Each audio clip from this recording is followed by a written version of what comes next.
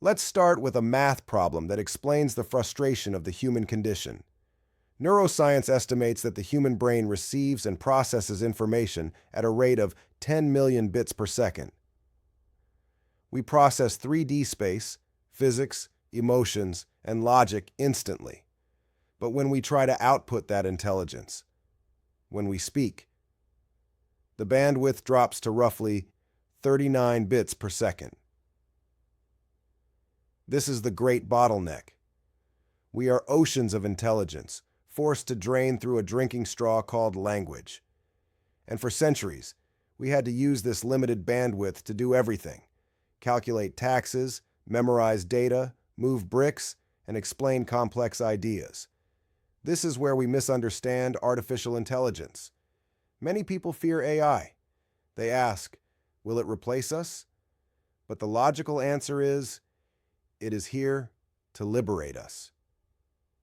We have been wasting our 10 million bit supercomputers on low-bit tasks. Why should a human brain, capable of inventing art and philosophy, be used to copy-paste data into a spreadsheet? Why should a mind capable of infinite imagination be stuck performing repetitive physical labor?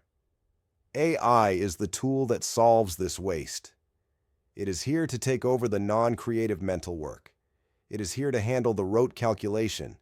It is here to do the heavy lifting. AI doesn't make us obsolete.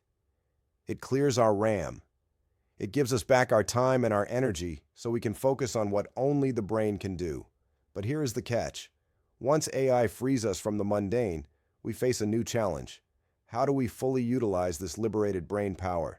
If we are still stuck using language, that 39 bit per second straw, we are still throttled. This is why we need the next revolution.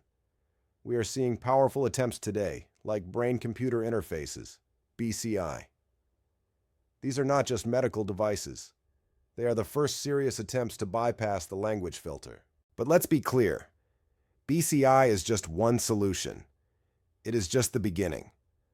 Whether through biology, physics, or future technologies we haven't named yet, the goal is consistent.